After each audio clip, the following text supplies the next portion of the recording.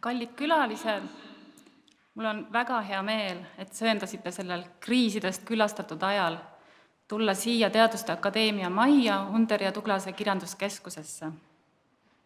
Elame tõeliselt äreval ajal. Häälestasin end iga päev selleks, et omikroni tõttu olen sunnitud seminari ära jätma. Õnneks seda ei toimunud. Ning mis seal salata, hirmud, ärevus, ebakindlus, need on teemad, mis sobivad dekadentsiga. Sest ka dekadents seostub kriisidega, psühholoogiliste, moraalsete, sooliste, esteetiliste ja veel paljude muude kriisidega. Kuid dekadentsi kui kriisi ja üleminekuga seoses ei huvita meid tänasel seminaril, kuidas see haakub nüüdiskultuuriga, vaid pigem tegeleme rohkem kui 100 aasta taguse perioodiga. Dekadentsiga nii Eestis kui Euroopas, Põhjamaades ja Baltikumis. Ja põhjus on selles, et Under ja Tuglase kirjanduskeskus sai sellest aastast teadusprojekti tsiviliseeritud rahvuse teke, dekadents kui üleminek 1905 kuni 1940. Tänase päeva esimese poole ehk umbes 2 tundi pühendamegi selle projekti teatud aspektide tutvustusele. Ja teine pool läheb üle kriiside ületamiseks, sest dekadentlikes praktikates liitub üleminek otseselt sellise poeetikaga, mis on külastatud oksüümoronidest. Haigus, lagunemine, allakäik ja surm põimuvad terveoleku või terviklikkusega ning uute nähtuste esiletuleku või tõusuga. Oluline on seejuures, et perioodil, mis meid huvitab, haakub elu kui dekadentsi teine pool ja filosoofiline mõiste selliste tähendustega nagu totaalsus, ehedus, haaramatus, dünaamika, kreatiivsus. Samal ajal on sellega alati seotud ka nii-öelda oma elulooline aspekt. Siit siis seminari pealkiri Elu ja kunsti põiming ning põhjendus sellele, miks pikin oma ettekandesse ja ka vahetekstidesse mõningaid isiklikumaid momente. Nüüd mõni sõna projekti liikmetest. Lisaks mulle on sellega seotud Under ja Tuglase kirjanduskeskuse juht Jaan Undusk, kes dekadentsi konteksti avamisse on panustanud kõige rohkem Friedebert Tuglase uurijana. Rõhutan Tuglase tähtsust seetõttu, et minu meelest tuleb dekadents oma mitmesugustes vormides Eesti kultuuris kõige ehedamalt esile just Tuglase loomingus. Nii nagu mujalgi maailmas, alustab ka Tuglas estatistliku dekadentsi väljendajana, kuid tema hilisemast loomingust leiab ka mitmeid naturalistliku dekadentsi ja dekadentliku naturalismi ehk niinimetatud spirituaalse naturalismi näiteid. Eriti oluliseks pean Tuglase romaani Felix Ormusson, mis ilmus 1915, sest selle kaudu avaneb 20. sajandi esimesel poolel ka mitmete teiste Eesti kirjanike ning kindlasti osaliselt ka kunstnike dekadentlik praktika.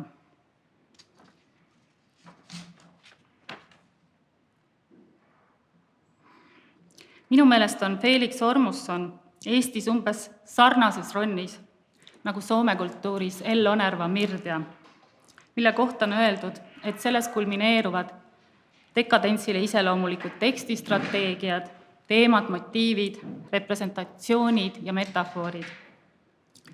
2. märtsil Tuglase sünnipäeval esitleme koos Jaan Unduskiga artiklikokumiku Mäng ja melanhoolia, mis loodetavasti annab avara ülevaate dekadentliku teksti mitmekihilisest struktuurist. Lisaks Jaanile ja mulle ning veel paljudele koostööpartneritele, kelle nimesid ma siin kõiki ette lugema ei hakka, on meie põhijõudude hulgas Aare Pilv, kes uurib dekadentlikku luulet, eelkõige siis Gustav Suitsu ja Johannes Vares Barbarust. Siis on meie projektiga seotud Merlin Kirikal, kelle uurimisteemaks on üks tolle aja Eesti kultuuris ilmselt radikaalsemaid moderniste, Johannes Semper, kes alustas samuti dekadentliku loojana.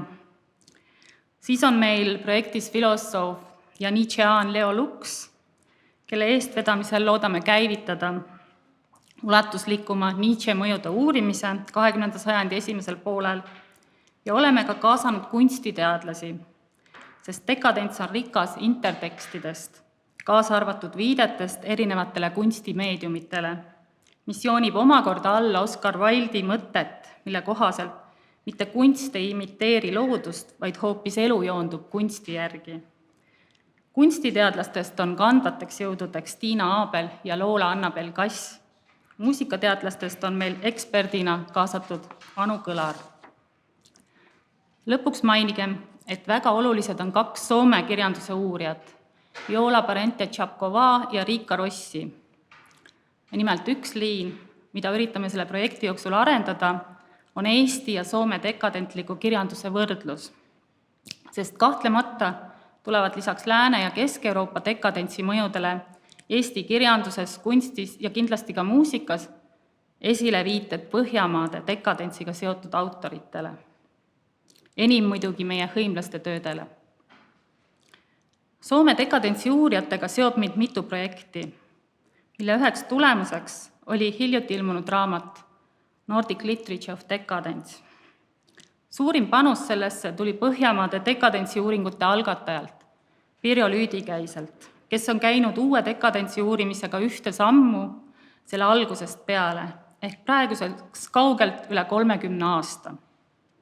Mäletan seda hetke, kui olin esmakordselt Soomes, Tampere ülikoolis vahetusüliõpilasena 1996 ja 1997 ning uurisin kevadel Pirjo raamatut Narkissos ja Sfinks. Raamat tõmbas mind ligi juba seetõttu, et seal oli palju üle-eelmise sajandivahetuse Soome kunstnike pilte. Teisalt, sel ajal Tartu Ülikoolist pärit bakalaureuse üliõpilasena oli mu fookus pigem feminismil. 20. sajandi lõpus ei olnud Tartu Ülikoolis mitte ühtegi kursust feminismist ja loomulikult ei räägitud seal tookord ka dekadentsist. Pirjo monograafia ja ka tema tol ajal ilmunud dekadentsi teemalised artiklikogumikud jäid mind 20. sajandi lõpus kummitama ja magistrantuuris juba 21. sajandil ammutasin lisainfot Toronto ülikoolist, ühelt angloameerika estetismi kursuselt, samuti osalesin Liina Lukase kursusel Tartu Ülikoolis, mis käsitles Saksa ja Eesti dekadentsi. Mäletan ka, et millalgi magistratuuri lõpus või doktorantuuri alguses kuulasin paari loengut Helsingi ülikoolis, mida vedas Pirjo ise. See oli aeg, kui tema toimetatuna ilmus ingliskeelne Soome naturalismi ja dekadentsi tutvustav kogumik Muutuvad stseenid. Niisiis Pirjo Lüüdikäise panus dekadentsi uuringutesse, kaasa arvatud mu enda kujunemisse, on olnud tohutu. Seda enam, et Põhjamaade dekadents erineb üsna oluliselt Lääne- ja Kesk-Euroopa dekadentsist. See on kindlasti ka põhjus, miks terve doktorantuuri vaevas meid küsimus, kuidas sellele Eesti näidete põhjal läheneda. Kuigi oma senini kõige olulisemas huviobjektis Tammsaare loomingus nägin dekadentsiga seotud võtteid, vastuoksa poeetikat, sümboleid, motiive, dekadentlikke tegelasi, oli selles minu meelest piisavalt ka realismi või siis naturalismi. Lisaks ajas mind segadusse teadmine, et mõistet dekadents 20. sajandi alguses nii Eestis kui ka sellest väljaspool enam peaaegu ei kasutatudki. Leidsin selle mõiste hoomatavaks tegemisel väljapääsu, defineerides seda diskursusena. Viimasel ajal olen aga Soome uurijate mõjul üha enam hakanud mõtlema dekadentsist kui žanrist ning seega diskursuse ja žanri suhetest. Kuid see žanri käsitlus, mille kaudu tänapäeval dekadentsi ja ka naturalismi määratletakse, erineb otsustavalt traditsioonilisest 1 või 2 tunnuse põhjal tekstide tüpiseerimisest. Enne kui läheme teiste esinejate juurde, räägin veel mõne sõna dekadentsist kui ülemineku tähistajast ja kriiside väljendajast. Nagu teada, aktualiseerub see diskursusena eri kunstivaldkondades ja ka põimunud mitmesuguste teist tüüpi allakäigust kõnelemise ja nende tajumise viisidega nii Euroopas ka sellest väljaspool, siis kui moderniseerumine kiireneb. Eestis hakkab see protsess peale 19. sajandi viimasel veerandil. Samas kultuur reageerib sellele ulatuslikumalt 20. sajandi algusest alates.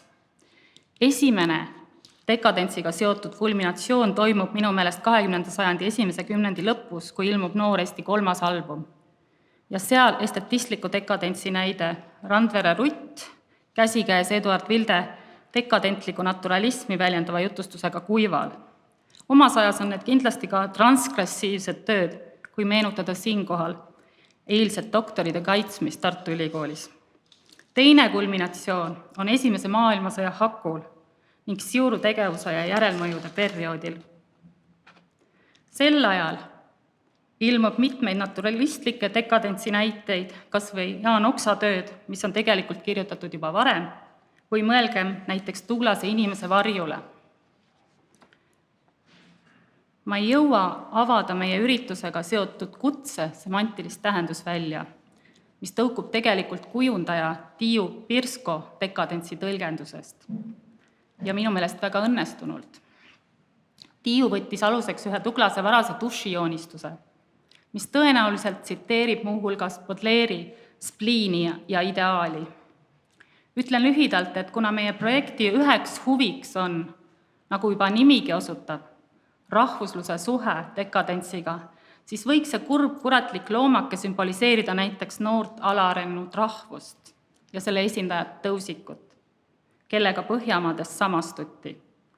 Teisalt, vähemalt sama oluline kui dekadentsi kaudu rahvuslusega suhestumine, oli kontakti otsimine euroopalikuks peetud ülikultuuriga.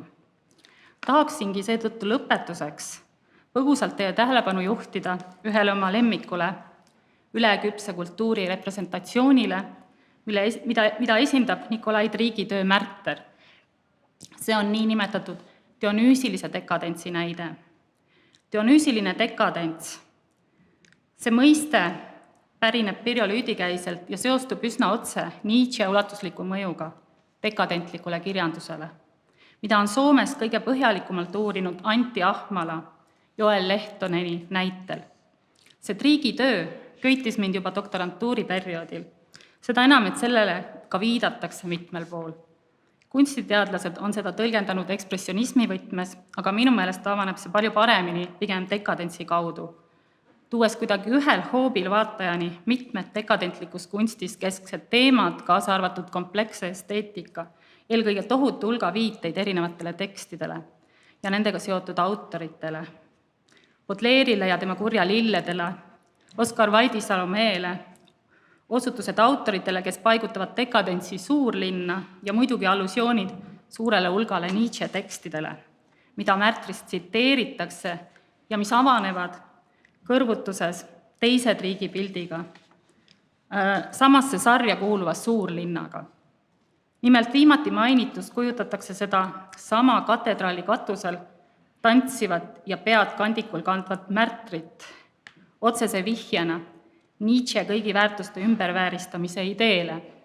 See, kuidas Märter konkreetsemalt seostub Nietzsche tragöödia sünnist pärit dionüüsilise kunsti käsitlusega, minu ettekandesse praegu ei mahu, kuid antud juhul on oluline, et dionüüsilisele dekadentsile viitavad 20. sajandi algul mitte üksnes Soomes, vaid ka Eestis mitmed dekadentlikud loojad, nii oma esseistikas kui kunstiteostes. Tammsaarel näiteks leidub dionüüsilise dekadentsi kajastusi 3 esimesel maailmasõja perioodil valminud või peaaegu valmis saanud töös, nii Kärbses varjundites kui näidendis Juudit. Aga kunstis on seda ehk veelgi rohkem. Sarnane figuur tuleb esile mitmel Triigi tööl, aga kokkupuuteid dionüüsilise dekadentsiga on veel paljudel kunstnikel, kaasa arvatud muidugi Triigi õpilasel Viiraltil. Ja minu väikese ettekande lõpetuseks üks kaanepilt raamatust, mis seostub Kumu näitusega Kurja lillede lapsed, mille sünnile ma üsna palju kaasa aitasin ja mis inspireerib mind üha uuesti kirjandust käsikäes kunstiga vaatama. Aitäh!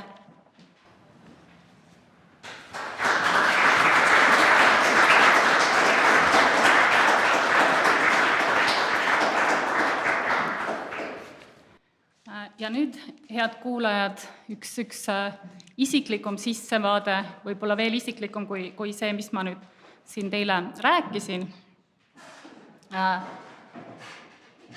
Nimelt ma tahaksin näidata teile ühte videot, aga siis selle video juurde ma räägiksin ühe loo, et minu kõige vanem tütar Kirke ütles mulle terve gümnaasiumi aja, et ta ei ole üldse minu moodi ja ta ka kindlasti ei taha minu moodi olla. Aga siis juhtus selline kurb lugu, et ta sattus pärast siis eksirännakuid Tartu ja Tallinna ülikoolis Goldsmithi kolledžisse Londonisse. Ja Goldsmithi kolledž on selline koht, kus on üks dekadentsi uuringute keskus. Ja seal antakse ka välja ühte akadeemilist dekadentsi ajakirja Voluptee. Ja Kirke hakkas seal õppima sellist eriala nagu kreatiivne või loominguline programmeerimine. Ja see kreatiivsus avaldus tal ja avaldub siiamaani siis selles, et ta teeb muusikat ja mängib tšellot. Ja siis ta saatis mulle eelmisel suvel, juunikuus, ühe oma sõbranna projekti, kus ta ise kaasa tegi tšellistina ja tšelloseade tegijana. Ja siis üks pala sellest projektist, ma mõtlesin, et kui miski on dekadentlik muusika, siis vähemalt pool sellest on kahtlemata seda. Et kuulake siis seda video.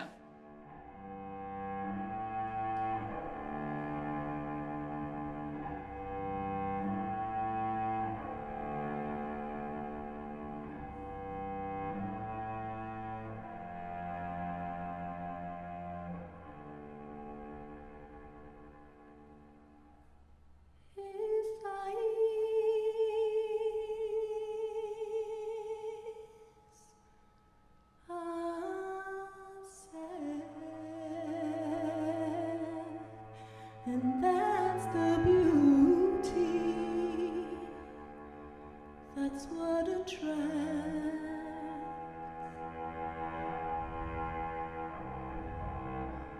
My mind is mad, and if you say so, it must be correct. Now you realize my love's a trap, and from your smile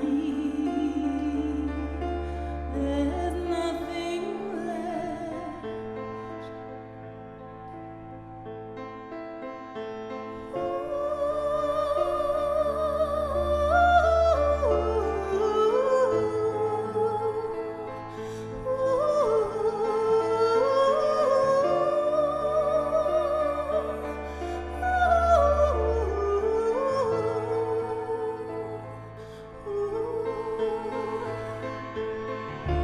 My love's that I can't take,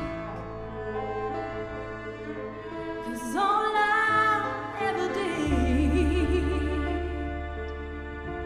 was to sleep him away.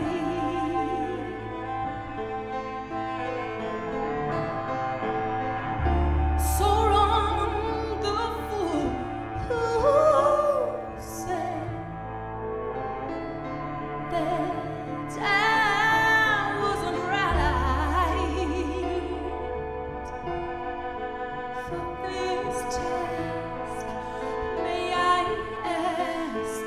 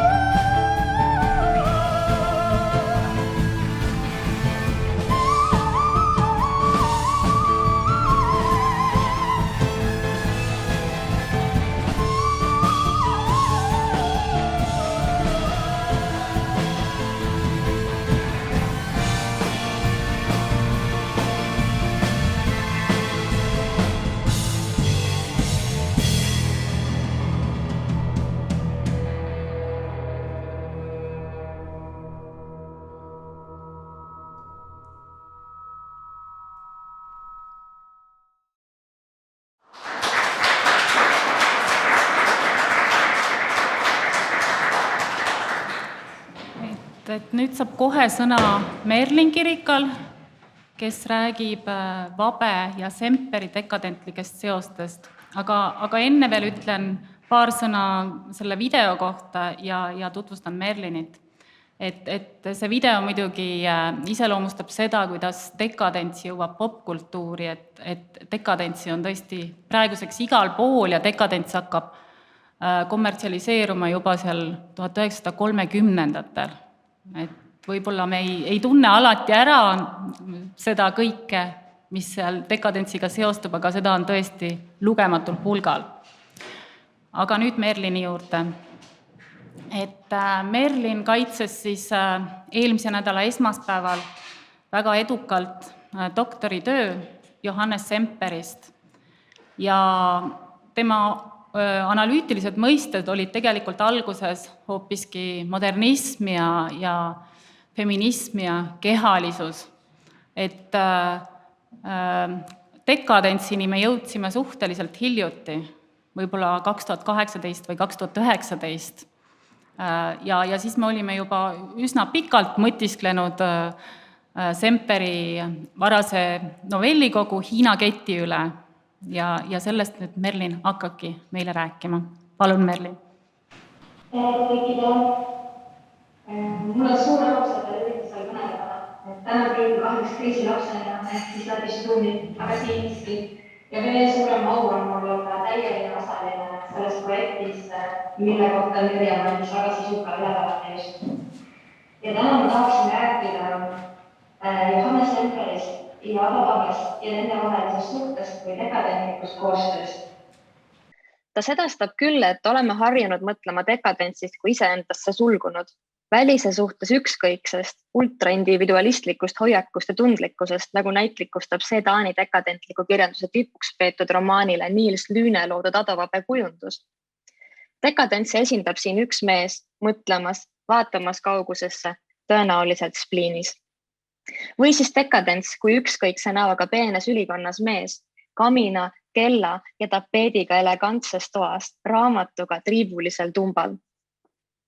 Või siis õudse ja peale tükkiva isikupäraga, tohutu individuaalsusega saatuslik mees, kurat, hirmsa hooga, tugevate jalalihaste välkudes sammumas, nägu mõtteist ja tunnetest, iseenese eksistentsist massiivne. Ehkki kõik mainitu, sealhulgas üksindusse tõmbumine, eraldatus ja ise oma mõtetesse keerdumine, spliin, on tollasest kunstielust lahutamatud ning dekadentsi kultuuri võib mõtestada vastutööna nii ses mõttes, et subjekt asub siin nii-öelda normaalse ühiskonna ja sellel loodud reeglite vastu, näiteks süües ära oma kallima või siis otsides viljaka töö asemel avalikus sfääris pelgupaika puu alt. Kui ka ses mõttes, et tajume siin tegelaskujude ja figuuride vahelist hõõret ning lisaks teatavat rõõmusegust vaenu iseenda vastu. Et aga dekadents on väljendusviisina vastuoluline ja terminina polüvalentne, on dekadentlik kunst teisel tasandil väga koostööaldis ning läheduse järele janunev. Nii pöördungi tänase ettekande juhtumiuuringu juurde ehk teljele Vabe Semper. Meid huvitavad niisiis praegu 1892. aastal sündinud Eesti meeskunstnikku. Tapalt pärit Ado Vabe ning Viljandimaal sündinud Johannes Semper.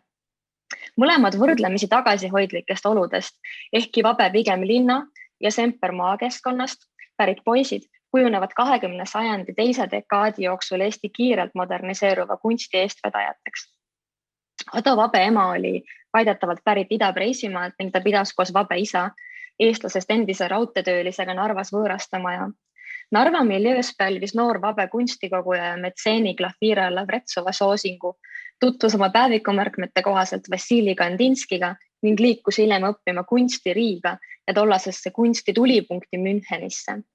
Õigustatult väidab kunstiteadlane Eevi Pihlak, et Vabele oli just tema päritolu ja keskkonna kaudu, tsiteerin, just kui ette määratud suundumine veidi teistele radadele, kui see Eestis tollal tavaks oli. Tsitaadi lõpp.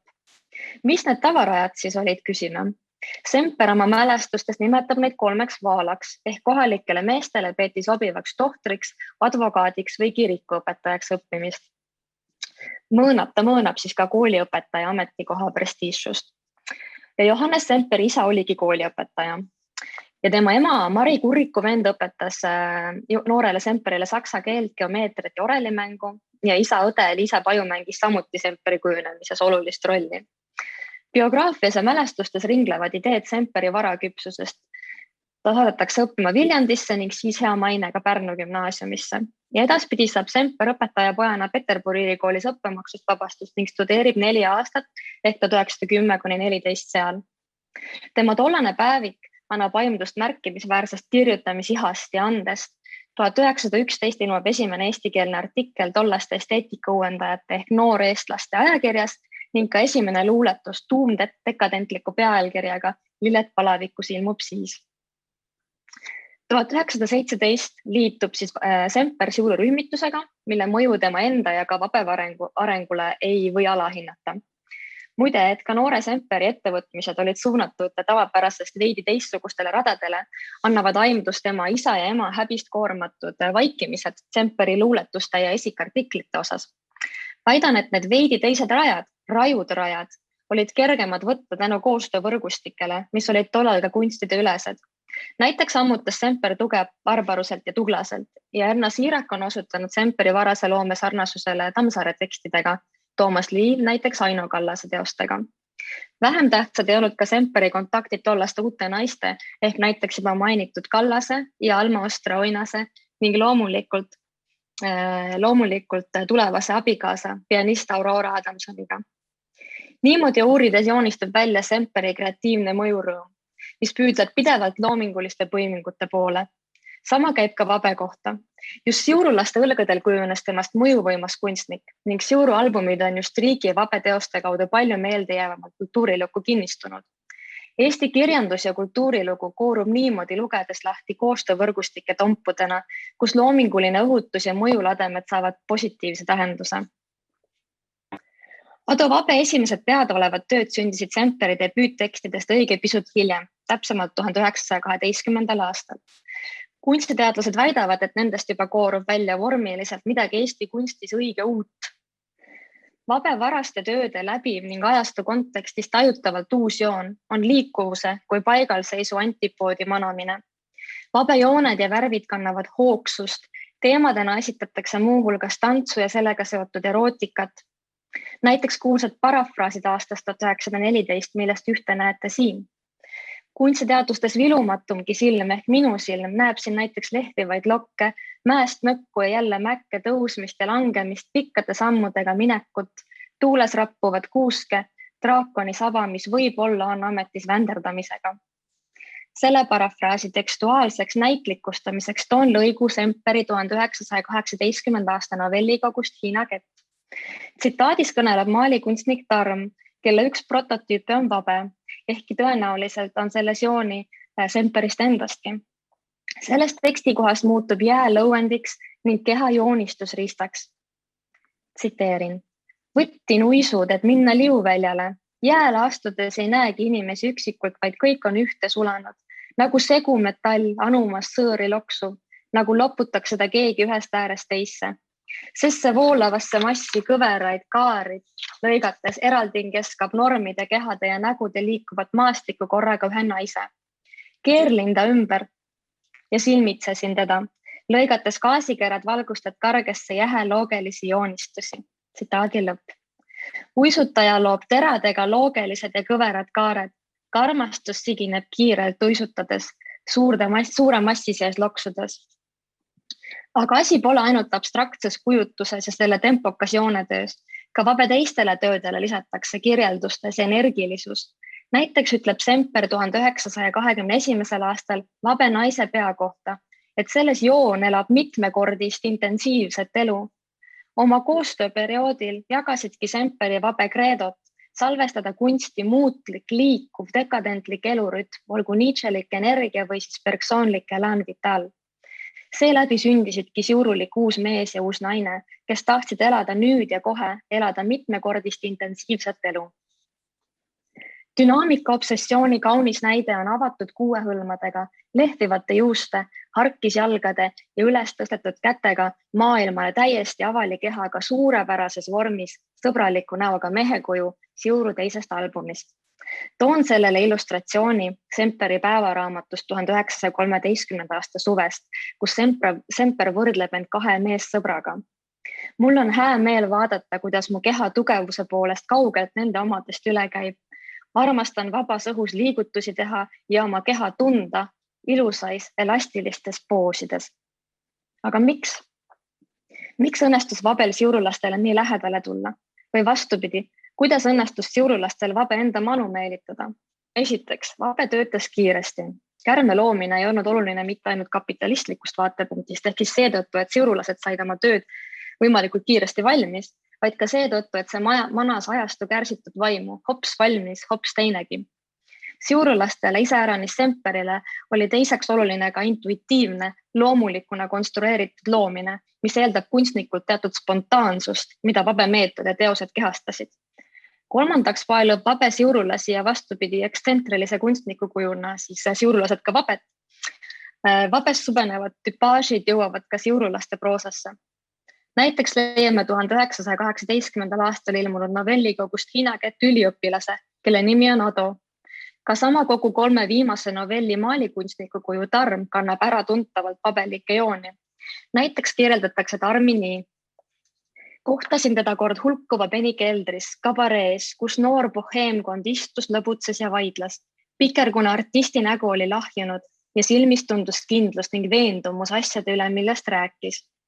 Ehkki viimane osa ei sobi vabe kuvandiga kokku, sest siurulased räägivad temast kui segase kõnega mehest, on huvitav kunstniku kõhnuse representeerimine. Vabe kuju säärasele kvaliteedile viitab ka Atson rääkides kitsast näost ja kõhetust kujust. Kindlasti on vabe lõhna tunda ka Kailiti Bruno Ermsi kunstniku kujust romaanist Muinasmaa, ehk lühike põetud vurrudega ammu moest läinud kuuega, lühikeste ruuduliste pükstega, käies pillub pikki käsi. Ruutudega vihjatakse siin ka arlekiinile ehk kommeediadel arte affektiivselt keerukale maskeraadi ilmale kui vabe ja siurulastel ühele lemmikteemale. Arlekiinid, Pierrot ja Colombiinad või kailitlikult väljendudes klounid ja faunid kõitsid tähelepanu oma inimsuhete kesksusega. Oluline oli pikkade armuahelate tekitamine, kus armastajad pendalsid pidevalt petmise, armumise ja igatsuse pingeväljas, moodustades nii-öelda iharaid Hiina kette. Oluline oli küllus.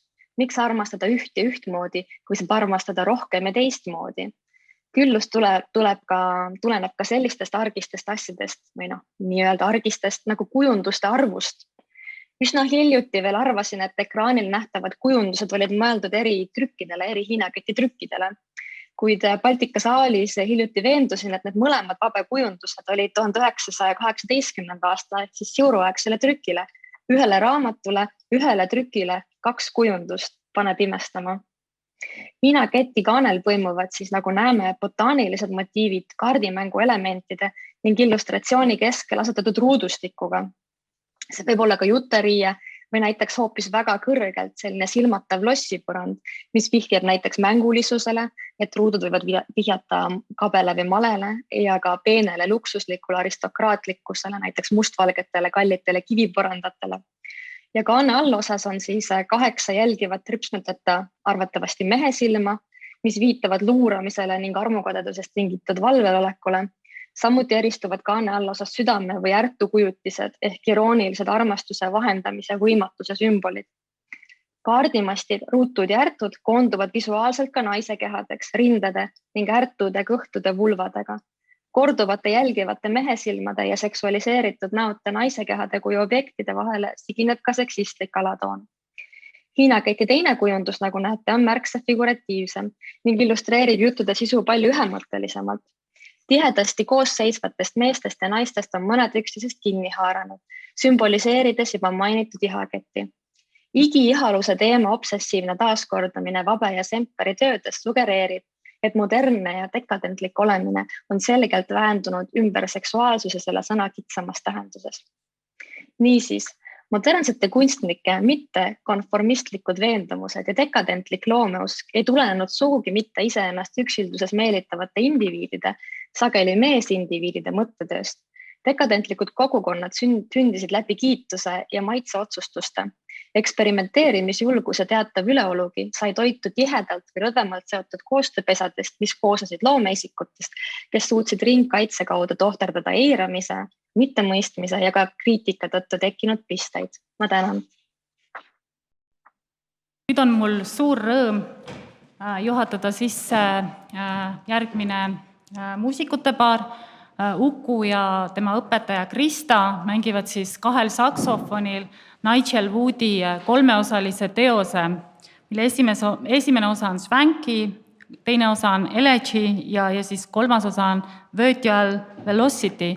Ja miks ma selle loo siia teie ette tõin, et minu meelest see tonaalsus ei ole väga dekadentlik, et siin ei ole väga palju sellist kurvameelsust, et pigem on see just selline optimistlik ettepoole suunatud ja progressiivsust pulbitsev, aga samas on siin hästi palju mängu, irooniat, väga palju liikumist, dünaamikat ja selles osas see kahtlemata seostub nii Pabe kui Semperi loominguga. Pealegi dekadentsis on alati esil ka selle teine pool, et allakäik on alati seotud progressi ja ülesminekuga, nagu ma oma ettekandes ka osutasin.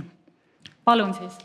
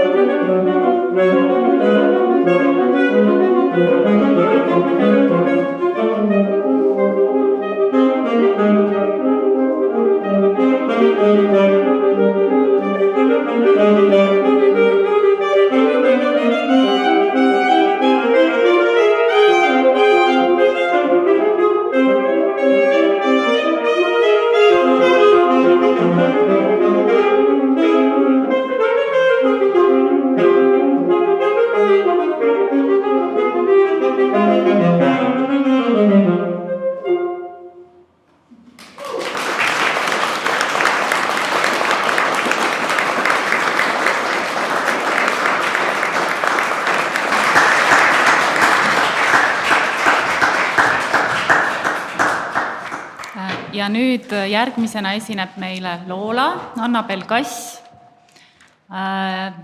Loola kirjutab siis oma doktoritööd dekadentlikust Eesti kunstist ja Loolaga, ma arvan, meie koostöö üks tipphetki oli see, kui me saime siis Kumus panustada dekadentliku kunsti näituse tegemisse. Loola oli Kurjalillede lapsed, selle näituse kuraator. Et ma palun, Loola.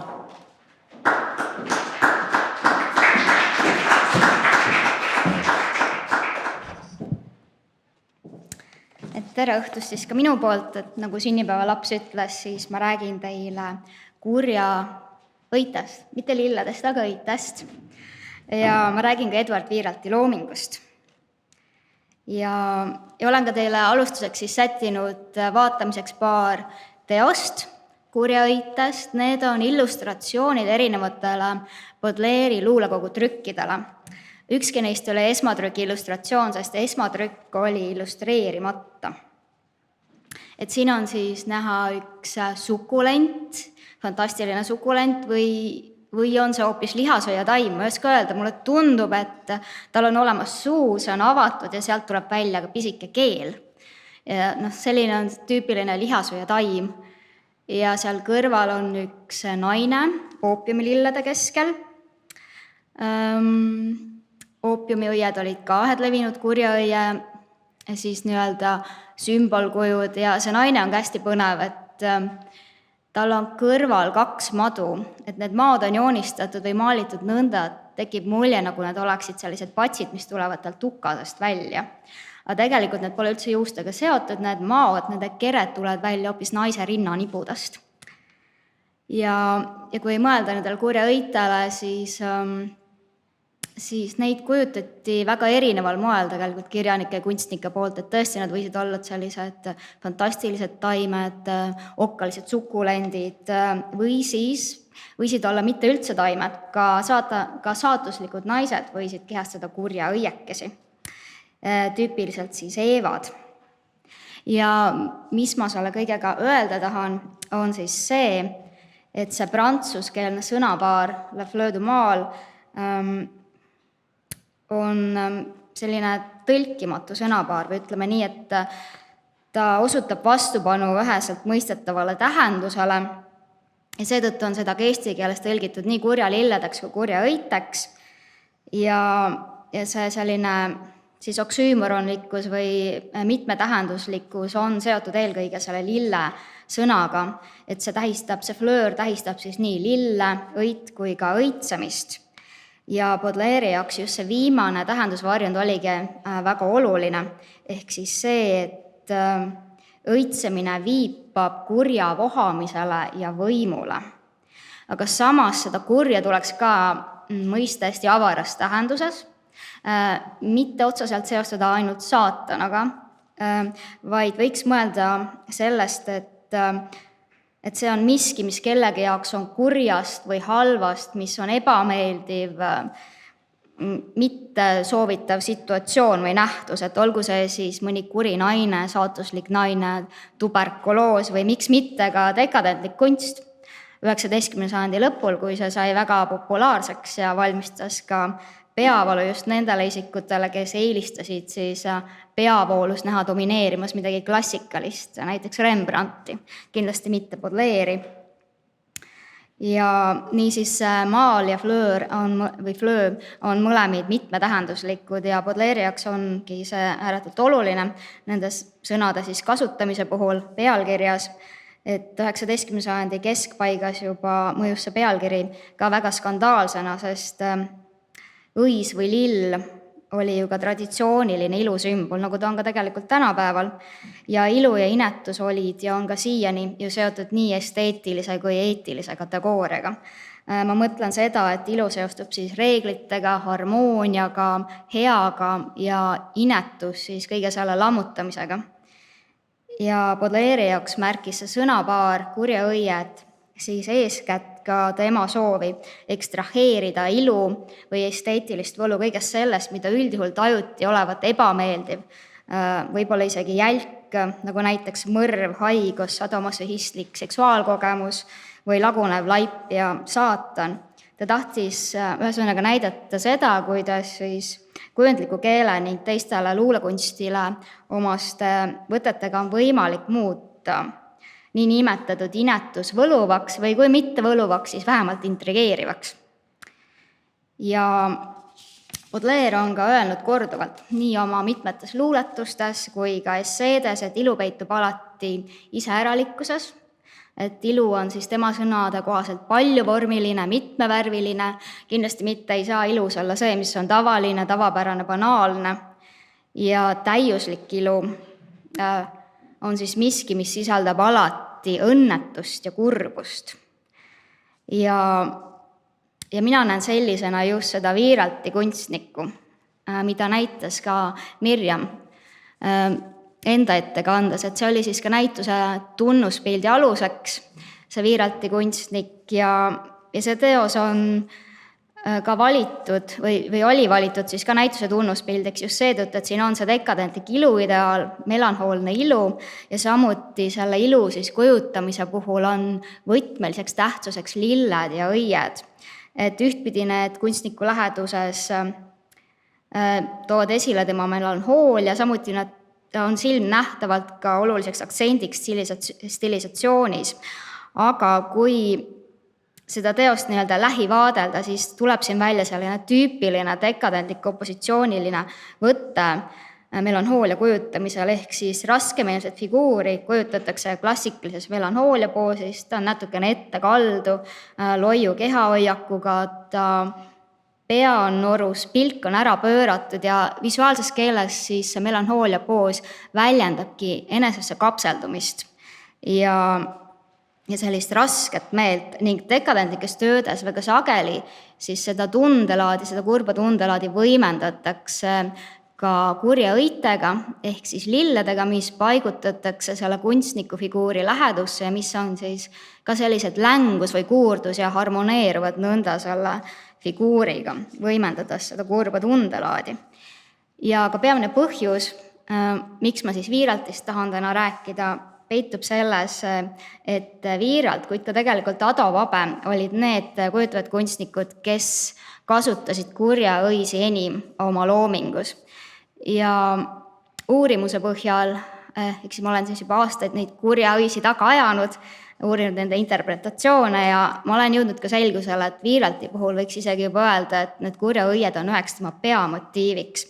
Et ta kasutab neid juba alates sellest, kui ta läks Tallinna kunstikooli õppima, see oli aastal 1916, et siis nad ilmuvad tema loomingusse ja minu teada jäävad kuni elu lõpuni sinna.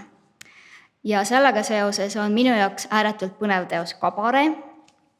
See on ka küllastunud kurja õitest, et silmnähtavad on need musitseerivad õied, aga õied on siin erinevates kohtades peidus aga mis on kõige olulisem kohe alguses öelda on see, et ma arvan, et Kabareega sobib väga hästi tänasesse päeva. Just seepärast, et Viiralt on siin kujutanud siis pidu ühes Prantsuse kabarees. ehk siis võib-olla isegi kellegi sünnipäeva, kes teab, aga kahjuks küll see pidu kulmineerub peoliste jaoks ka sellise moraalse ja füüsilise hävinguga, ehk siis nad satuvad saatana meelevalda. See on muidugi sobibki dekadentliku peo konteksti, et nii peakski üks dekadentlik pidu lõppema, põrgus ühesõnaga, kus on tegelikult ka üsna lõbus ja põgusal vaatlusel siis näivadki kabarees need peolised elu nautivad, nad armatsevad, nad joovad, nad tantsivad, aga kui süüvida sellesse pilti, teha nii-öelda lähilugemist, siis selgub, et siin peovarjus toimuvad ka süngemad teod. Näiteks üks kannibal lõgib oksendava mehe pead, siis üks härra on otsustanud keset tantsuplatsi ennast redeli vahele üles puua ja hästi huvitavaks detailiks minu jaoks on ka see lillnaine. Ja ma kutsun teda lillnaiseks seetõttu, et tema rinnanibud moodustuvad lilledest, lisaks hoiab ta käes roosi, mis on väga mitmetähenduslik ja huvitav on ka see, et see naine istub siis pildil keskmes laua taga, mis meenutab pühaõhtu söömaaega oma kompositsioonilt ja selle laua otsas on ka üks Jeesuse moodi mees, kes on küll juba ära kustunud. Ta on tõenäoliselt purjus, et selle laua ümber on väga palju alkohoolseid jooke ja Viiralt kasutab väga tihti või mitte väga tihti, aga päris mitmetes teostes seda pühaõhtu sööma ja kompositsiooni viitamaks siis reetmisele, kannatusele ja tihti on see seotud veel ka selliste intiimsete kogemustega ja see viib meid tagasi selle lillnaise juurde. Ehk siis selle armsat nägu ette manava naise kaelas on tegelikult saatana peaga kett. See juhatab vaataja pilgu roosile ja roos on klassikaline või traditsiooniline kannatuse sümbol. Naise kõrval on mees, kes kahjuks ei märka selle naise ohtlikkust või vähemalt mulle tundub nii, sellepärast et need silmad, mis on ta silmakaupas, on suletud ja avatud silmad ehk nägevad silmad on prillidega tema käes ja suunatud naisest eemale. Ja see tseen on minu jaoks huvitav seepärast, et tollel ajal, kui kabaree valmis on siis 1930. aastate algul, siis Viiraltil oli ka probleeme armuelus oma metseeniga ja armukesega ja seda keerulist olukorda ta väga tihti või väga mitmetes teostes ka siis kommenteeris. Ja mis see probleem siis oli? Probleem oli selleks, et Viiralt siis tundis, et ta tahaks olla sellest naisest kuidagi majanduslikult sõltumatu, see haavas tema mehe au, samuti talle tundus, et see naine kuidagi ahistas teda. Ja siis ilmuvadki sellised tseenid tema erinevatesse töödesse. Ehk siis tema suhe, mis pakkus esialgu naudingut ja rõõmu, oli muutunud talle nii-öelda ootamatult kannatuse allikaks ja ta ei osanud seda ette näha. Ja võimalik, et seda olukorda ta ka siin kommenteerib.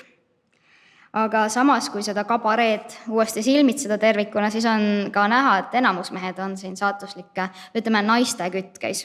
Et pildil on hästi palju tantsijaid esiplaanil, kus siis on need meesfiguurid surutud ka naiste rindade vahele ja embusesse. Ja lava ees ka ulatuvad meessoost figuurid siis lilli tantsijannadele, kelle seelikud ka meenutavad lille õiekesi. Ja samuti nad vilistavad nende naiste poole. Samas on näha ka, et suur osa seltskonnast on tegelikult üldse ennast sõgedaks joonud ja kaotanud igasuguse kontrolli enese üle. Ehk siin on siis väga eeskujulik näide sellisest dekadentlikust peost. Ja kusjuures kabare esialgseks pealkirjaks tegelikult Viiralt tahtis panna elutants. Ja elutants on üks ka dekadentsi selliseid peamotiive, milles siis põimuvad elu ja surm, ehk siis selline seksi ja surmatung, elutõusud ja mõõnad. Ja kabare keskmes on ka kindlasti taltsutamatud ihad ja instinktid, millele andumine pakub küll ääretut mõnu, kuid ka väga raskekujulist kannatust.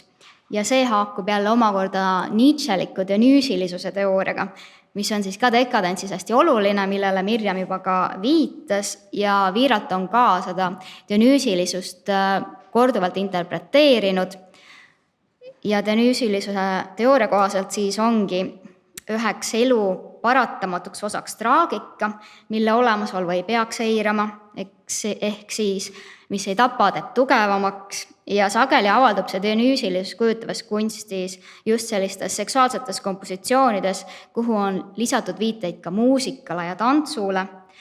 Viiralt kasutab ka veel nende juures kurjaõisi ja muusika on oluline siis seepärast, et ihasid ärgitav muusika ja tants seostub Dionüüsilisusega seekaudu, et siis viiuli või miks mitte ka tšellomäng kutsub esile taltsutamatuid siis ihasid, kirgi, vallandab elu ja surmatungi ja see kõik viib ka lõpuks sellise hulluseni viiva ekstaasini.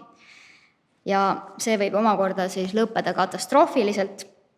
Ja kui ka kabareed lähemalt vaadata või vaadelda, siis mehed on tõesti küll naiste kütkeis ja küll nad on ka alkoholi kütkeis, aga minu meelest võim kuulub siiski muusikutele.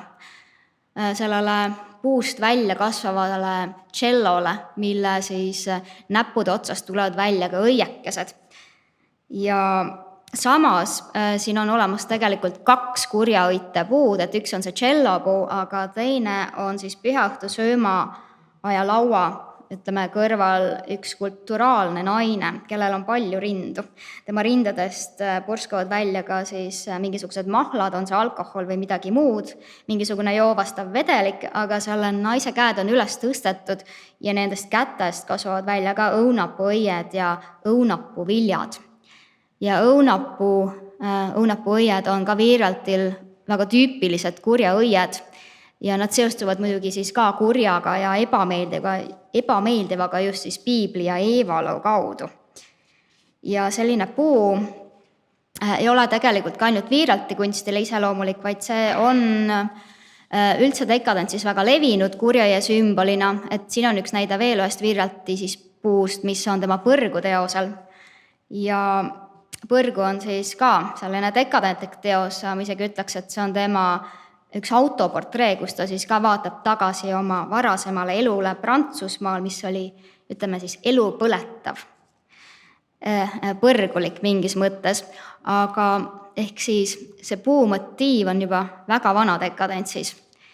Et ka Felicia Rops kujutas raipepuud, mis kasvab välja õunapuuks või raipest moodustab õunapuu ja seda ta siis kasutas frontispissil, mis oli mõeldud luulekogula vrakid.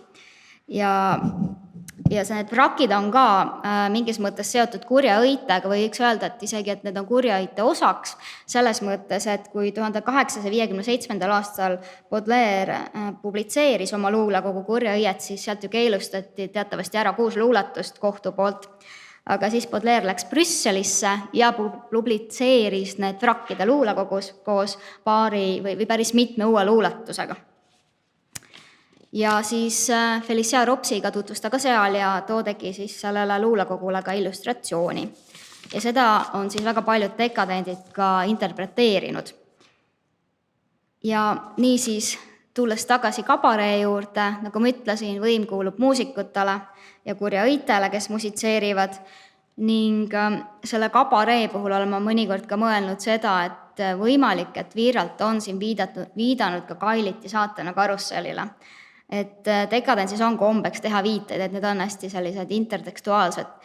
Ja Kailitil on siis novellikogumik Saatana karussell ja seal on väikene novell Sääsesööja.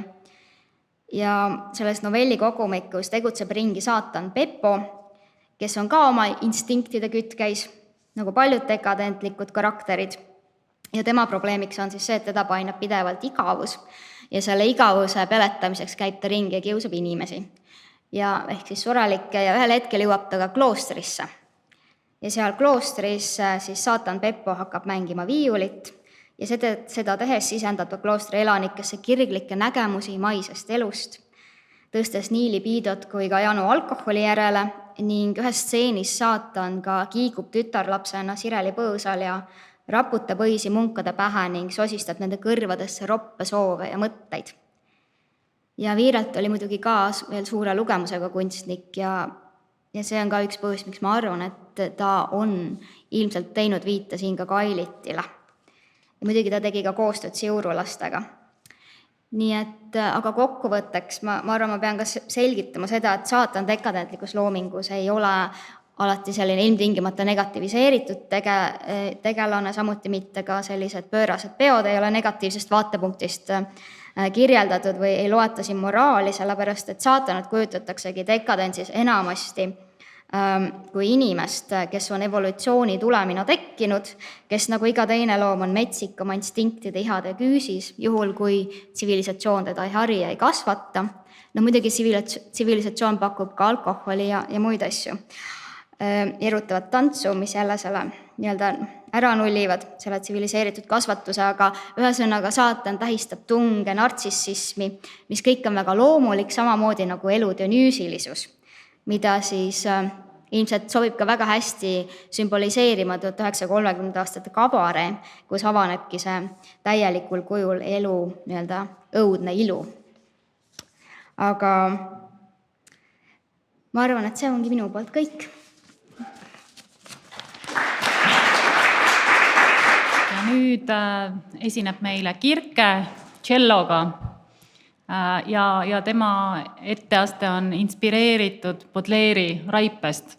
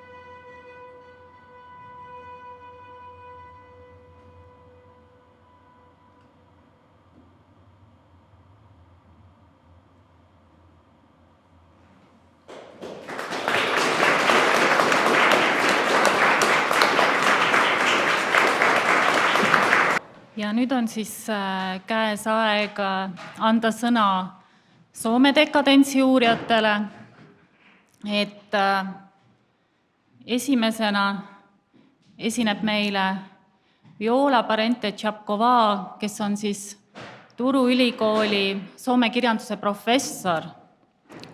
Ja tema uurimisteema on olnud väga pikka aega L. Onerva ja ta on kirjutanud doktoritöö Ellonerva Mirdjast. Ja täna räägib ta siis nii Onervast kui Eino Leinost, et mõlemad autorid on Eesti kirjandust ka väga palju mõjutanud, väga mitmeid autoreid. So thank you once again. If I understood correctly, you introduced my topic in terms of dealing with both Eino Leino and Onerva, but because of the short slot, I thought that I would concentrate on Onerva to make everything more compact. Otherwise, it would be too, it's such a broad topic anyway. So I concentrated on her mentioning Eino Leino just once at the beginning, actually. But I have written on the subject, written about both of them, so there will be the writings mentioned in the end. And we begin with the poem, Onerva's early poem called Etsija, the Seeker. I will not read it aloud just because of the lack of time, and I will really try to keep the time. I will try my best. Anyway, the poem that you can see here and maybe read while I'm talking shows a typical fusion of seemingly contradictory elements, pessimist, decadent moods with ecstatic overtones and hints at other worlds, be it cosmic ones, platonic ones, or the secret inner worlds of a human being. This putative discrepancy between feelings of melancholy and images of ecstatic seeking, rather typical of the fantasiacal literature and art, acquires various forms depending on the context and artistic temperament in question. The image of a seeker appears as one of the key motifs, as it is also in the poems by Onerva's close friend, the Finnish poet Eino Leino. Both prolific and versatile artists who produced works in various genres and whose early work was heavily marked by the influence of symbolism and decadence, they have been known for their interest in theosophy, religious and heterodox spirituality, as well as for founding and co-editing the theosophical journal Sunnuntai, which was published from 1915 till 1918, and contributing to the Theosophical Journal of Tietäjä. They shared a lively interest in religious, spiritual, and esoteric issues, not adhering to any specific religion or branch of modern esotericism, and unlike other decadent writers, not converting to any specific religion or denomination, we should put it like that. And a similar urge can be, of course, found in the work of many of their contemporaries, as for example, the Nietzschean poet Arni Kouta, whose work has been reinterpreted or interpreted anew already decades earlier by Pirjo Lyytikäinen and recently scrutinized by cultural historians, mostly Maarit Veskelä-Tärki, vis-a-vis Kouta's active engagement with esoteric trends. In the present talk, I will concentrate on Onerva's seekership, namely on her early work, though I will tackle also the later one. I don't think that in this context, Onerva needs that much presentation, but for sure I begin with a few words about her. Onerva belongs to the most versatile literary figures in Finnish literature of the early 20th century. She was a poet, prose writer, literary and art critic, essayist, translator, talented in verbal and visual art, as well as in music. And she was one of the most active mediators of French culture and literature of her day. She was called cosmopolitan by some literary critics, and not always in a positive way. By characterizing her a woman writer or woman artist, woman intellectual in our terminology, we are highlighting the fact that the figure of the new woman, which she created in her work, was a central theme both in her writing and in her life during the first 2 decades of the 20th century. The way this figure, the figure of the new woman, intertwines and creates tension with decadent poetics presents a most intriguing and stimulating challenge for the interpreters of L. Onerva's work. Indeed, L. Onerva's novel Mirdia from 1908 was called the most decadent novel in the Finnish language. Another kind of tension is added by the fact that L. Onerva, while belonging to the liberal cultural circles of writers well versed in European culture and interested in cosmopolitanism, cared also about the national awakening, so-called in Finland, and was concerned with developing the Finnish language culture. I have analyzed and interpreted L. Onerva's work concentrating on the very paradox of the decadent new woman in the various respects. And this is the major work on the subject that I have produced. I had tackled the spiritual search of the main character in Mirdia, but only recently I have begun to investigate L. Onerva's ways of figuring seekership more deeply. One of these stimuli was my collaboration with a project in cultural history at the University of Turku, Uuden etsijät, Seekers of the New, with the subtitle Esotericism and Religious Transformation in Finland during the era of modernization, 1880-1940. The picture of the book cover here comes from the most recent publication edited by Maarit Leskelä-Tärki and Antti Harmainen, for which I wrote a short text about L. Onerva's seekership.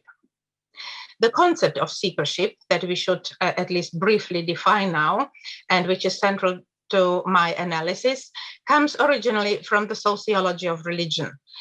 It has been introduced into the van der Siekel Finnish context by the Finnish art historian Nina Kokkinen in her doctoral dissertation from 2019, a recent study on the manifestation of the melange of esoteric, mystic, and occult trends in the van der Siekel visual art in Finland. While the concept has been used in negative ways also, especially when referring to the late 20th century seekers of religious alternatives, seekership can point more or less broadly to a form of personal religion regarding, quote, religious experience as a valid expression of universal religious consciousness that is based in the ultimate divine ground, as Joseph Campbell put it. Hence, the notion of seekership suits well the need to map the manifold ways of the turn of the 19th and the 20th century artists to engage with the search for spiritual dimensions in their lives and art. Besides, the word itself, etsijä in Finnish, appears very often in the Finnish literature of the van der Siekel, as well as in writers' ego documents. But back to L. Onerva. Her background was, of course, in Christian religion, Protestantism, namely Lutheranism. As a young girl, which means at the end of the 1890s, L. Onerva tried to reconcile her concern with women's emancipation with the roles ascribed to women within Lutheranism, which played a special gendered role in the nationalist ideology in Finland. The so-called Nordic Lutheran semantics was a key element of the so-called Nordic identity, according to which the Finnish self was shaped during the era of the national revival. However, after entering the liberal and bohemian circles of artists and writers interested in decadence and Nietzscheanism, proclaiming egotism and defiance against the conventional morals, L. Onerva's views changed rather radically. All this is seen both in her early texts by the names of the collection of poems like Dissonances, Sekasointuja from 1904, Broken Lines, Murtoviivoja from 1909, and Broken Gods, Särjätyt Jumalat from 1910, where, as suggested earlier, the van der Siekel melancholia, the feelings of decadent fragmentation, intertwine with a yearning for the spiritual dimension. The same can be seen in the novel Mirdia, whose protagonist is a seeker in various meanings of the world. The protagonist attempts to become a drop in the sea of life, evoking the dream of unity of all human beings and the belief in the spiritual origin of humankind and shared solidarity, typical of theosophy as well as of other currents of thoughts at the fin de siècle. At that time, these images and beliefs would serve as an antidote to the very decadent feelings of fragmentation and decay, which eventually prevail over these blissful feelings also in Mirdia, being a truly decadent novel. Eventually, the protagonist engages in the search for female deity, which intensifies towards the end of the novel, and which shows L.Onerva's explicit interest in Roman Catholicism, which she again shared with Eino Leino. While the official relationship to Catholicism, including Catholic mysticism, was mostly negative in the early 20th century Finland, Catholicism nevertheless fascinated many Finnish writers, artists, and scholars around the turn of the 20th century. Some of them were familiar with the enchantment that Catholicism, which has been called by the scholars of decadence, the decadent religion par excellence. So the enchantment that Catholicism meant for many European decadent writers.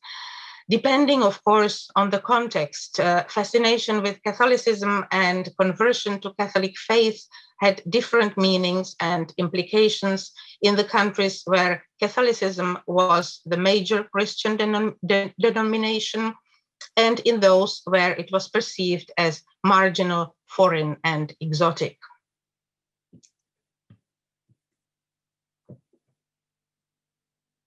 For L.Onerva, Catholicism was a matter of interest not only for its aesthetic aspects. There she was inspired, among others, by her university teacher, the aesthetician Yrjö Hirn. Here we have his major essay on the subject, but also for the reasons of gender. In her search for a female deity, which Protestant Christians lacked in her view, L.Onerva was captivated by the Catholic cult of sacred womanhood. In the novel Mirdia, which is very critical of any form of institutional religion, the protagonist searches for her mother and the secrets of mystic motherhood, both on the very earthly level and through her art and spirituality. Her search leads her also to visit Catholic churches during her travels abroad. And here again, we have a quote. They say that Catholicism is the religion of the broken, but the speaking subject emphasizes that she's somehow enchanted with the possibility to enter the church whenever she wants. Then she describes the atmosphere that she is fascinated by. And finally, she says, that's the sentence that I highlighted, "Mother of God, have you ever seen my mother among these kneeling in front of you?" And that's a significant sentence with the mixture of sacred and profane, the ways that spiritual or mystical motherhood is intertwined with that for the physical motherhood, with the search for physical motherhood and mothering. A melange of all these aforementioned elements can be found also in L.Onerva's work from the subsequent decades of the 20th century. Her work from the 1910s, where she engaged in the work around the theosophical journal Sunnuntai, which we have already mentioned, manifests strong engagement with the theosophical ideas of tolerance, striving towards unity with God, as well as with other human beings, with ideas of brotherly love, and most of all, the ideas of peace. Though, for example, in her biography of Eino Leino from 1932, L.Onerva tends to diminish the importance of theosophy for Leino as well as for herself. Her inspiration by these sources is more than obvious, as we can see also from documents preserved in her archives. Among others, there are commented rules of the Rosicrucian movement. There is exchange with Arni Pouta, whom we also mentioned at the beginning of this talk, and other documents that manifest L-Onerva's engagement in the issue. Immediately before as well as after the Finnish Civil War, of the 1918, pacifism and the critique of materialism, as well as of the silliness of the megalomaniac trends of human omnipotence, get to the foreground of L-Onerva's writing. However, she would repeatedly revisit the themes from her youth and discuss the spiritual seekership in various ways, as she did in her novel The Lonely Ones, Yksinäisiä, from 1917. And she came back to the gender aspects of seekership in her collections of short prose, inspired mostly by the biblical and apocryphal stories and medieval legends. Those are the collections Virgin Mary's Gift and Other Legends, Neitsyt Marian lahja ynnä muita legendoja from 1918, and The Cobbler of Jerusalem and Other Mythical Tales, Jerusalemin suutari ynnä muita tarukuvia, 1921, where she employs the figure of the hermit and wanderer, typical of Theosophist imagery, and also known from her earlier works. In L-Onerva's later works, namely poetry, theosophical motifs continue to merge with symbolist and decadent ones, like in that of the veiled truth in the poem The Limits of Faith, Uskon rajat, from 1923. And we can say that L-Onerva remained faithful to the concept of seekership in this very broad sense, and the yearning for the spiritual dimension till the end of her life, as we can see from her post-World War II poems. She indeed produced poetry till the very end. There we can find another poem called Etsijä, however, a very different one from the first one, which we quoted at the beginning, much more pessimistic. And yet, in the poems from the 1950s and after, published only posthumously, there is a poem called Star Melody, Tähtisävel, in which the image of personified poetry, music, and beauty, in other words, personified art, well known from symbolist and decadent imagery, figures as a final refuge, leading the lyrical subject to a world of her own. And here are the writings, my writings on the topic, and that's the end. Thank you.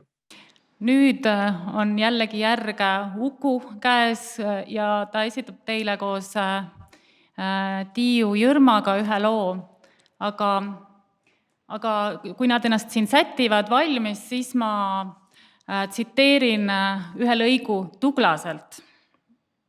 Et Douglas ütleb siis vastuseks Juhan Luiga kriitikale tema romaanile Felix Sormusson nõnda, et on liialdatud Luiga etteheited naturalistliku ja dekadentliku stiili segamise asjus, sest need on sündinud täie teadmisega, et saavutada uusi mõjusid, nagu saavutatakse moodsas muusikas lõikavate dissonantsidega.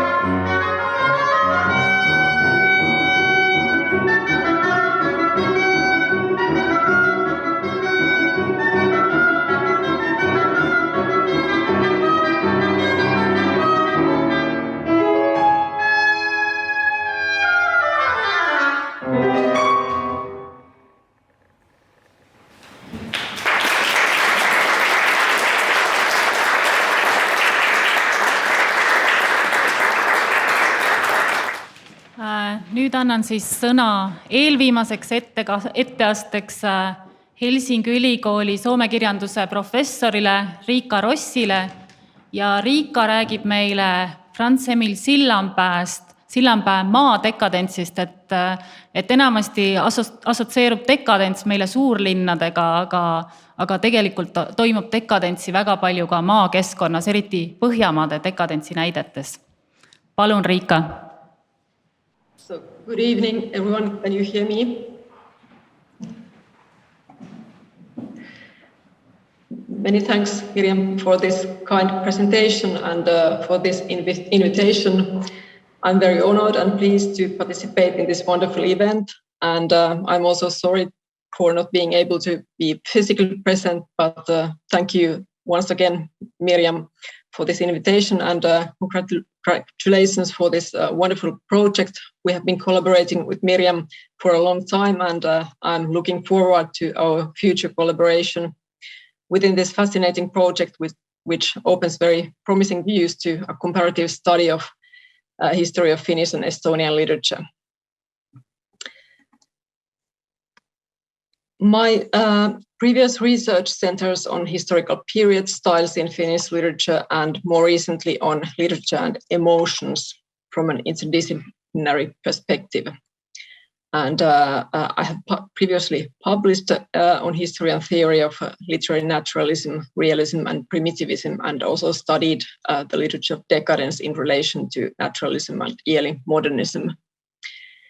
And my research on literature and emotions has focused on, especially on ambivalent and negative emotions in literature, for instance, on emotions such as disgust, melancholia, and anxiety, which are highly salient also in decadent and naturalist literature. And within this new project, I'm interested in continuing to study literature and emotions from the perspective of decadence. Today in my presentation, I discuss some decadent aspects, spirituality and emotions in the work of Franz Emil Sillanpää, who was a Finnish neo-naturalist author and Nobel Prize laureate in 1939. I have already studied decadence in Sillanpää's work in our previous collaborative volume on Nordic decadence. And within this new project, I hope to extend my analysis to similar kinds of trends in Estonian literature and continue with Miriam on some Estonian authors like Tammsaare. In Finnish literary history, Sillanpää has traditionally been understood as a realist author who wrote on rural life in the Finnish countryside. Thus, approaching his works from the perspective of decadence can be considered as unconventional, but decadence is going against the grain, à rebours, to quote Joris Karl Huysmans' renowned title of his novel, À rebours. At the same time, as Anna-Mari Sarajas already pointed out, Sillanpää was an author of many paradoxes, a mystic, biologist, and realist at the same time. He was also influenced and inspired by many authors of European symbolism, decadence, and primitivism. His novels enter into intertextual dialogue with authors such as Maurice de Maeterlinck, Thomas Mann, and Knut Hamsun, and D.H. Lawrence. His descriptions of primitive passions and the unconscious are reminiscent of ideas of psychoanalysis and vitalism that acquired attention in Finland in the beginning of the 20th century. I begin with the concept of rural decadence, which can also appear as controversial in the context of literary decadence. Literary decadence has namely traditionally been understood and associated with the urban and the modern, and the metropolis has been understood as a symbol of modernity. However, as we suggested in our volume, Nordic Literature of Decadence, the idea that fin de siècle literary decadence took place only in the metropolitan centers of the industrial age is not accurate. In their disappointment with modernity, many authors of decadent literature, from Charles Baudelaire to Joris Karl Huysmans, turned away from the metropolis to alternative spaces outside the realm of civilization and its discontents. In fact, in complete opposition to decadent artificial aestheticism and metropolitan over-refinement, rural decadence and even wilderness decadence bloomed in Finnish literature, like in the works of Joel Lehtonen, as Pirjo Lyytikäinen and Antti Ahmola have shown. Looking Sillanpää's work from the perspective of rural decadence, it can also be argued that many of his works elaborate on repertoire of decadence, decay, and morbidity of life, combined with beauty and erotic sensibility, yet configure them into a new form inspired by Nordic nature and rural life in Finland. One of Sillanpää's internationally renowned novels, Nuorena nukkunut, for instance, Fallen Asleep While Young, or The Last Green Leaf of an Old Family Tree, provides us with a good example of rural decadence. The novel chronicles the decline of an old peasant family and the lot of its last offspring, the maid Silja, who succumbs to tuberculosis. Fallen Asleep While Young compares with Thomas Mann's naturalistic family degeneration in Die Buddenbrooks, Der Fall einer Familie. Like Mann's work, Sillanpää's novel elaborates on various forms of degeneration, from economic corruption to physical decay. Cultural pessimism is also reflected by the description of the civil war and shadows, a topic that Sillanpää describes also in his other novels.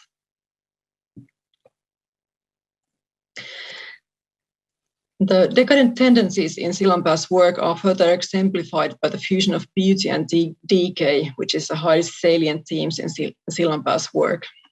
For instance, throughout Fallen Asleep While Young, Sillanpää develops a central motive of decadence, the death of the beautiful woman, which is a recurring topic in the work of decadent and naturalist authors from Edgar Allan Poe to Charles Baudelaire and Émile Zola. This novel ends in a sublimated depiction of the protagonist's death, quoted here. Sillanpää's version of this topic also illustrates his rural decadence. In the Finnish context, Silja's deathbed is set in the changing room of an old sauna and in the framework of a Nordic summer white night and its magical light. Sillanpää's Silja dies at sunrise on a beautiful Sunday morning. In his description, this refined affliction, which is generally characteristic of consumption narratives, is transformed into a mystical spirituality emerging from the physical world of illness and Nordic summertime nature. The death scene, which is with its description of the hectic flow of consumption, is in tune with 19th century literature, where tuberculosis functions often as an ambivalent emblem of an affliction which refines decay. Sillanpää's Fallen Asleep While Young affiliates with the pathological narrative in its description of clinical symptoms of tuberculosis, yet it emphasizes the mystical vitality of sickness and transforms morbid naturalistic details into tropes of spirituality and regeneration. The narrator of the novel even imagines a kind of creative destruction taking place in the female body, where tuberculosis bacteria flourish and the soul celebrates decay. Sillanpää's description of the euphoric feelings evoke ideas of tuberculosis as an aphrodisiac disease that prompts love and desire in a consumptive. The spiritualization of decay that I just analyzed in Fallen Asleep While Young can be considered as another theme that connects Sillanpää's work to European decadence. Many decadent authors in Europe in the turn of the 20th century turned against the rationalism and materialism of the late 19th century. Inspired by a range of mystical, occultist, and Christian ways of looking at the world, authors such as Huysmans, Thomas Mann, Maurice de Maeterlinck, Walter Pater, and August Strindberg articulated a quest for transcendent reality beneath the visible surface of everyday life. As a counter-reaction to the rationality of the new scientific worldview of the 19th century, a new kind of spiritual decadence and naturalism fostered sensitivity to religious and mystical experiences and emotions, while promising an opening onto a new realm of unseen life forces and reinvigorating eternal mystery of soul. In an interesting way, Sillanpää's novels fuse religious spirituality with a new kind of spirituality of Finnish nature, creating a kind of sense of mystical sacredness of the physical world in general and Nordic nature in particular. Documentation of nature and biological processes, which is typical of Sillanpää's work, open onto a abode of mystical life forces beyond and create a spiritual mood, which is often pregnant with emotions such as awe, bliss, and rapture. A sense of holiness and emergence of erotic life forces express a kind of regenerative emotional energy provided by the primitive in nature.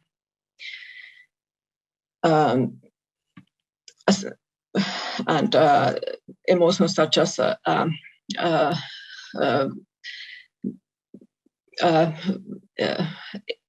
even bliss become central to the affective atmosphere of Sillanpää's novels. Falling Asleep While Young foregrounds decay and spirituality. Another example of Sillanpää's work can be taken from his debut novel Elämä and Aurinko, Life and the Sun, which is charged with more positive and vital spirituality. This novel, which presents us an eulogy to young love and Finnish summertime nature, provides us with another interesting example of spirituality and emotions in rural decadence. In this novel, a young student, Elias, arrives from the city to the countryside to spend summer holiday and begins romance with two women. Life and the Sun describes intense feelings of joy, a sense of release and union, a feeling of merging with the world and a monistic unity of things. The love ecstasies of the young people are coupled with beauty and blossoming and gleaming of summertime nature. The white Nordic summer night and its endless light becomes a site for erotic transgression and triggers feelings of ecstasy, illumination, and transcendence. The emotion of ecstasy, hurma or hurmio, is an explicitly named emotion in Sillanpää's narrative. And also the nature, which is kind of alley of ecstatic union between the young, becomes a kind of personified agency, which is also described to be in ecstasy. The whole world is described to be taken a kind of lingering ecstasy. In cultural history, the feeling of ecstasy is often traced back to ancient Greece and mystic thinking. Etymologically, the emotions of ecstasy derives from Greek, meaning to be or to stand out oneself. A sense of union, a loss of boundaries between the self and the world, transcendence and illumination have been considered as key characteristics of this emotion, which in the context of antiquity emerged in the philosophy of Plotinus in particular, whose ideas then inspired French symbolist authors in the late 19th century. Ideas of transcendence related to ecstasy tend, however, to be ambivalent. The descriptions of characters' feelings of rapture and bliss pair with a sense of loss of borders between the self and the world and can lead to melancholy and destruction. An interesting aspect in Sillanpää's rural decadence is the way in which he adapts decadent topics into Nordic environments and description of Nordic milieu. For instance, the Nordic summer night, which I already mentioned, creates a kind of beautiful setting for death and decay in Sillanpää's decadence, and kind of peculiar framework for spirituality and decadence also elsewhere in Sillanpää's work. This frame that promises an idyll is employed in Sillanpää's work in the service of decadent imagination and also in accordance with the ambiguous poetics of decadence. Summer night is nightless night, thus it is a paradox, and it's susceptible to becoming a trope of decadence. This decadent potential of the mystic summer night was also employed by many other authors and artists of the Nordic Fantasiegle, from August Strindberg to Knut Hamsun and some other authors. In a way, the summer night encapsulates a central aspect of Nordic decadence, since it frequently combines a spirit of transgression stemming from nature as imagined as an abode of primitive instincts, and simultaneously creates a melancholic sense of vanishing beauty.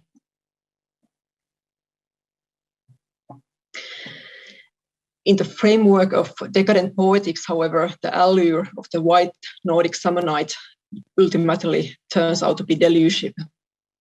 Being inclined toward death is the default condition also in Sillanpää's Fallen Asleep While Young, and in which the ecstasies of romantic love in the Finnish summer night only exist to be destroyed. The civil war also breaks out and romance is broken. Sillanpää's description of the young woman's ecstatic disease and happiness in death remind us of Schopenhauer's pessimism philosophy and other philosophical ideas that often permeate Sillanpää's novels and were very common in that period, in the beginning of 20th century.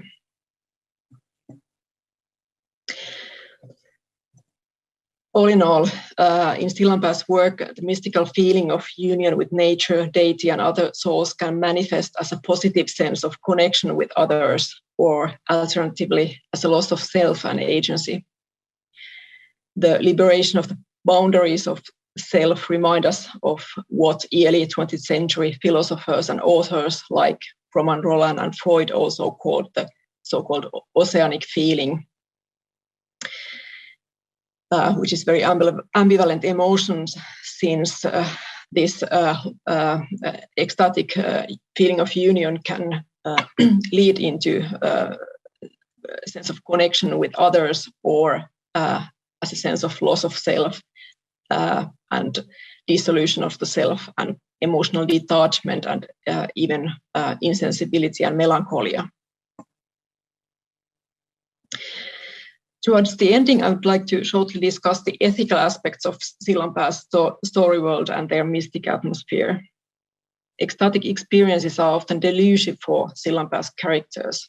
Intense joy and peak emotions turn into melancholy and emotional detachment. In some respects, the delusive aspect of enchantment extends to the implied reader of the novels.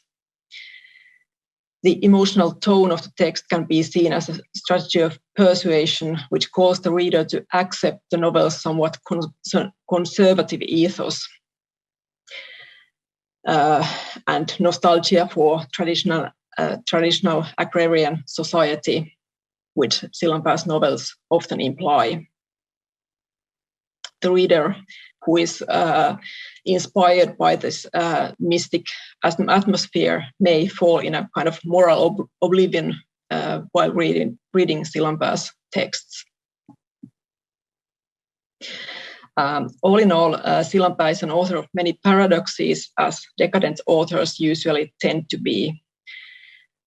In his work, this physical and organic world, which is emblem of truth in naturalism, is depicted as a gateway to kind of enigmatic, invisible realm beyond the surface.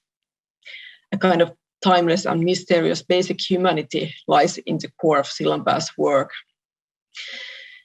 The ordinary realities are often dominated by illness, decay, and disappointment, but they are contrasted with a kind of transcendental primordial condition, which also articulates a wish for human wholeness and creates a kind of counter-image to individuation and alienation in modernity. And in this Sillanpää's mystical vision, emotions triggered by spirituality play a central role. Since in this context, they also pose a contrast to rationality of positivism and to the cerebrally oriented and often cynical views looming at the fin de siècle. Many paradoxes appear, and mystic spirituality ties with emotions. Many thanks for your attention.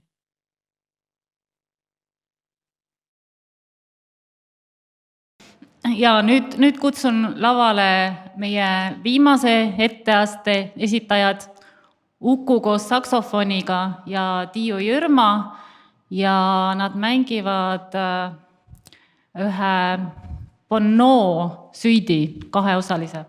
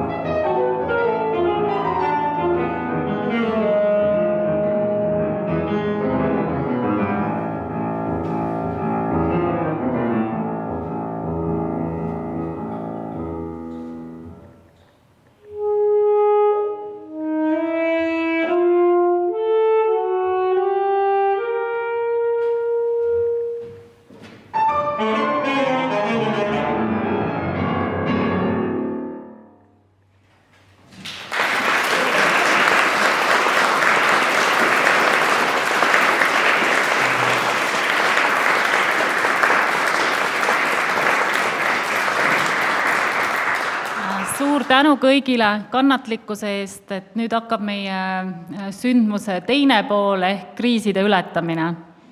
Ja aitäh!